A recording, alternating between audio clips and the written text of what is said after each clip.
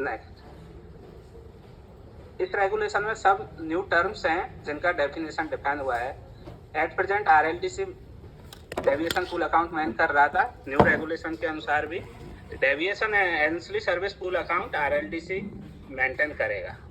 Next, WS seller, a seller in case of power project based on wind और solar और hybrid of wind solar combinations.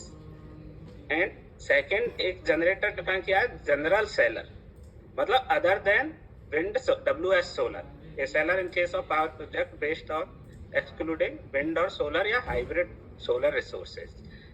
ये different generator types में different, आगे हम देखेंगे कि डिफरेंट कैलकुलेशन जो DSM के लिए इफेक्टिव होगा। And other new definitions, reference charge, reference charge for general seller tariff is determined under section 62 और 63 के लिए ECR रेट एप्लीकेबल होगा। ठीक है, एंड जिसका नॉट डिटरमाइन अंडर सेक्शन 62 और 63 में, उसके लिए daily weightage average ACP of day ahead market segment of all power exchanges.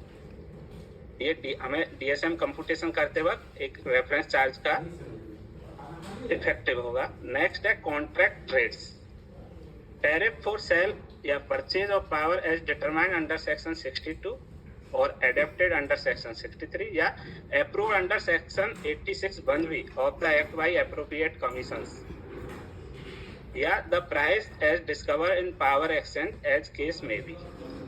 This rate is effective for wind solar WS seller के लिए and municipal solid waste के लिए use होगा। Third rate है normal rate of charges for deviation. ये starting के first year रहेगा जो कि 5 दिसंबर 2020 से इफेक्टिव है। ये रेट NLDC अभी अंडर प्रोसीजर बन रहा है कि ये रेट कैसे कैलकुलेट होगा। ठीक है, इसमें हाईएस्ट ऑफ ये ईच टाइम ब्लॉक के लिए रेट निकलेगा। अर्लियर क्या था कि डेली एवरेज ACP निकलता था और फ्रिक्वेंसी के अनुसार वो ईच टाइम ब्लॉक में एप्लीकेबल होता था। अभी highest of the weightage average ACP of DAM segment of all exchanges या weightage average ACP of real time market RTM segment of all the power exchanges. And third one is weightage average ancillary service charges of all the regions. ये all India basis same रहेगा, जबकि जो DAM and RTM का rate निकलेगा वो each bid wise, जो 13 bid area, तो each bid area के लिए सेपरेट रेट्स निकलेगा अगर मार्केट स्प्लिट होता है।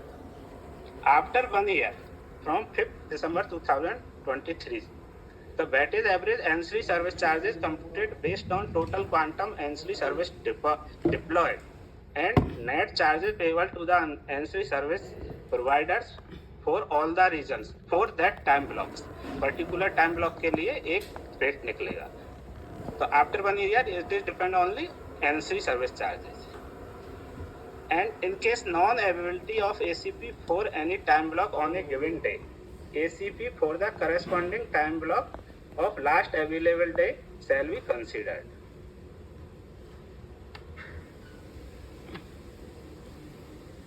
जरा पहला वाला एक्सप्लेन कर दिया वो दोबारा कि रेट एग्जैक्टली क्या लगेगा।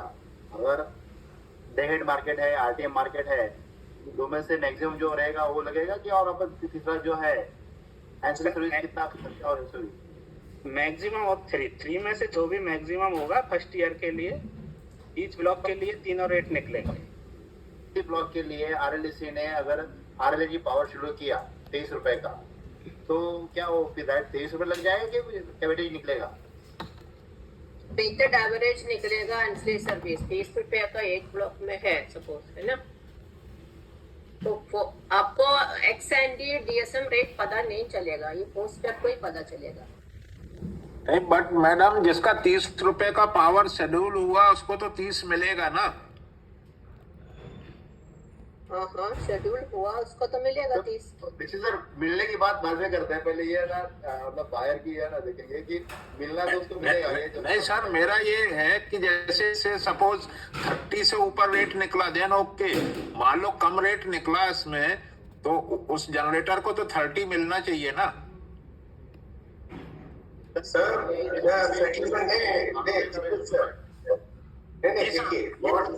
दीक्षित साहब आप सेलर एंगल से सोच रहे हो, गोपी साहब आप बायर एंगल से सोच रहे हो, लेकिन पॉइंट ये है कि at what rate it is going to be settled, that rate has been told by RLDC as per the regulation, the highest of the 3। बराबर madam? Yes sir, yes sir. Yes sir. That rate is not known to you, that's an uncertain. Yes sir. नहीं but sir, my submission is this कि यहाँ पर जो weighted average की बात हो रही है, तो हो सकता है वो लेस देन 30 हो। Sir, ये weighted average is only for DSM, sir, not for your energy chart. Please don't mix up things, sir. This is only for DSM rate. देखिए सर, Deviation charges के बारे में बात जनरेटर कर रहे को हैं। रेफरेंस रेट को उसकी डिफरेंस अलग है, आप मिक्स कीजिएगा, उसको उसका पैसा नहीं मिलेगा। सर, मिक्स नहीं कर रहा हूँ। जो अमाउंट इसमें NLDC जो भी जिसको वो सरप्लस पावर जो देगा, उसी पोर्शन की मैं बात कर रहा हूँ ना। सर तो आप एंसिलरी का पेमेंट के बारे में इधर मत बात कीजिए। हम लोग ये बोल रहे हैं जो जितना भी एंसिलरी ऑल इंडिया में NLDC ने ट्रिगर किया है उसका वेटेड एवरेज प्राइस निकालेंगे फॉर DSM, देन इस RTM का वेटेड एवरेज निकालेंगे एंड डैम का वेटेड एवरेज निकालेंगे फॉर अ टाइम ब्लॉक। उसमें हाईएस्ट कौन सा है that will be used by RPC for DSM calculation. Okay, So madam, don't mix up with ancillary payment please. so madam, just one query. That नहीं आ रहा यार, ये कितना it should be at least 2 block पहले तो rate आ जाएगा। नहीं, आपको शाह साहब आपको डैम एंड RTM पता चलेगा 2 ब्लॉक पहले, बट एंसिलरी आपको आफ्टर एंसिलरी डिप्लॉय करने के बाद, है ना, उसमें क्या है उनका कॉम्पनसेशन भी है। All the charges has to be included, so that will be available only after the post operation. Okay, so that is clearly mentioned in the SOR also. If you go through it, people have asked, the commissioners clearly mentioned that DSM rate should not be known upfront. Because of that, people are leaning on DSM. This is what the explanation given by commission, not my explanation. Okay. No, madam, I am not मैं explanation नहीं, just मैं पूछ रहा हूँ कि तो इसलिए नहीं, you won't be exact price, you won't be knowing, but हमने एक स्टडी किया था उसमें ये निकला almost DAM and RTM rate ही आ रहा है मैक्सिमम। ओके, हेमंत आगे बढ़िए, because many of the doubts may get cleared after the next slides. आगे बढ़िए, लास्ट में क्वेश्चंस लेंगे। Sorry sir, good afternoon. I am A.R. Mohanty. Ma'am, just had a small query. In case of gas stations which are run in peak hours under ancillary services, so that MOPA certificate generally, I mean, it will depend on the open cycle operation or closed cycle operation. So that will take some time, maybe a week or so. So is it that the actual rate of DSM will be known afterwards, after a week? yeah, exactly. Oh, okay. Yes, sir. Okay.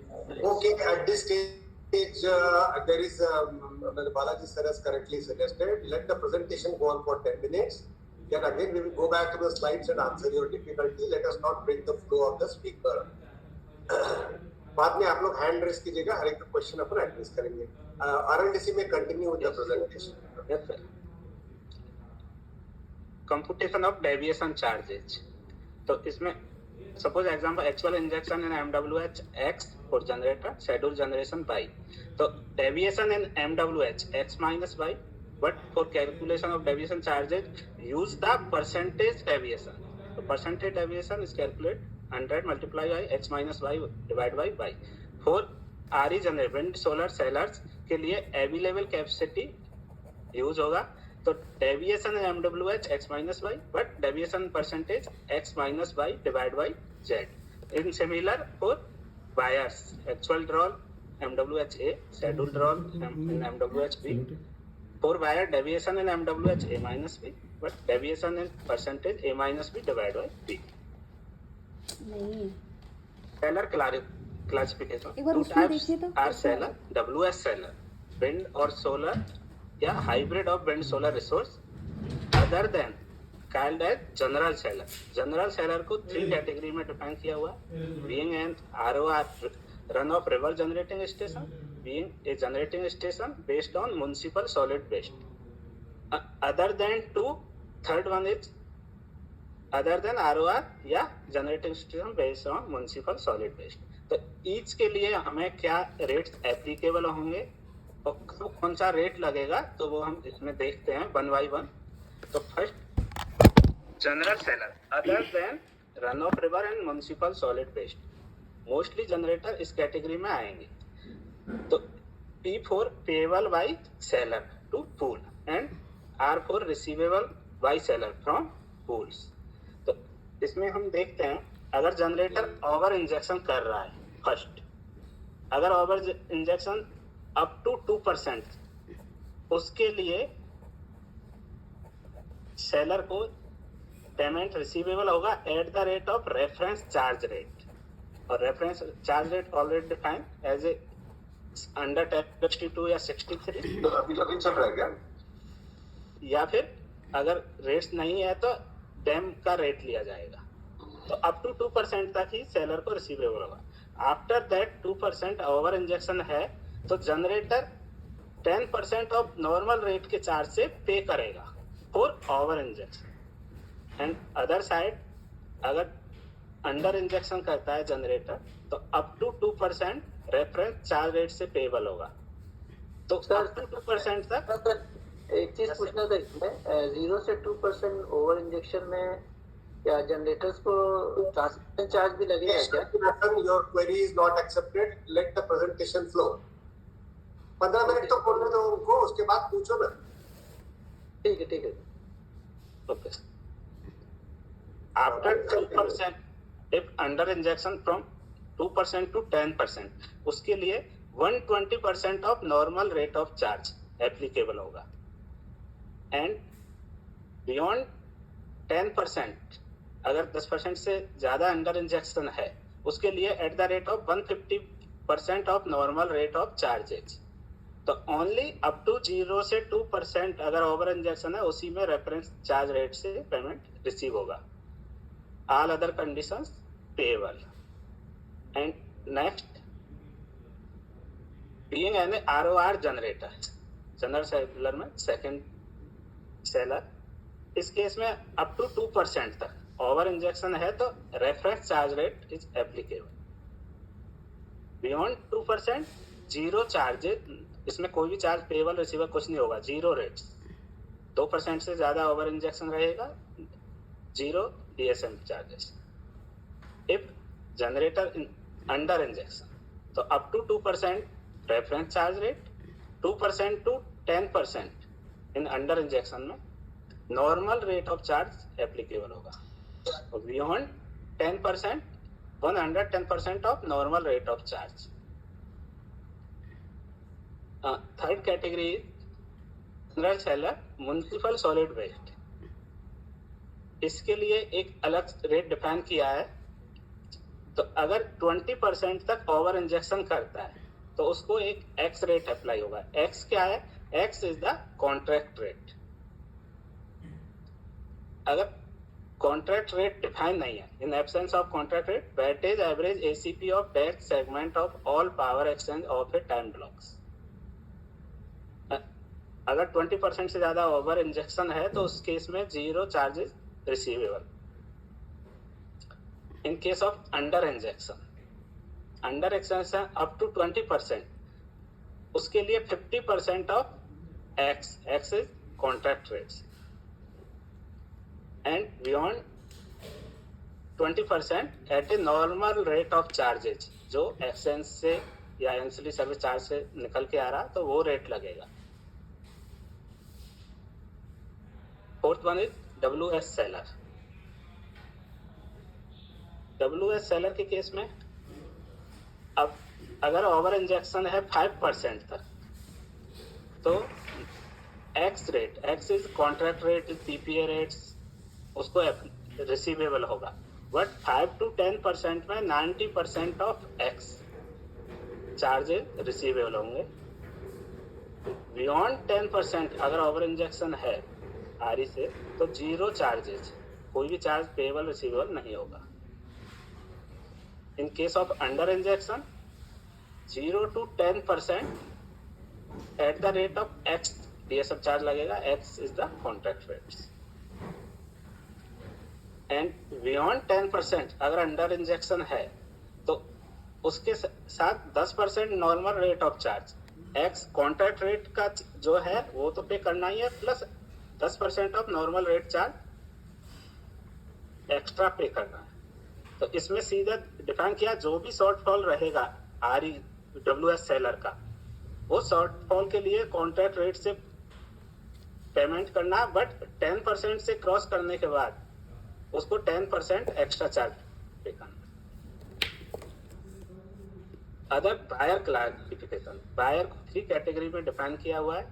Buyer with schedule up to 400 megawatt, second buyer being an RE rich state, and third is buyer other than the above, both other than buyer with schedule up to 400 and RE rich state. तो mostly buyer इस category में आएंगे। First देखते हैं buyer other than schedule up to 400 and RE rich state, excluding the both category schedule up to 400 and RE rich state.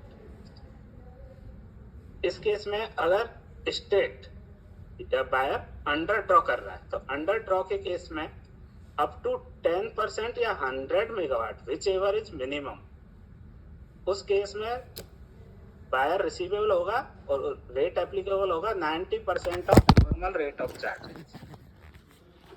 And second condition from 10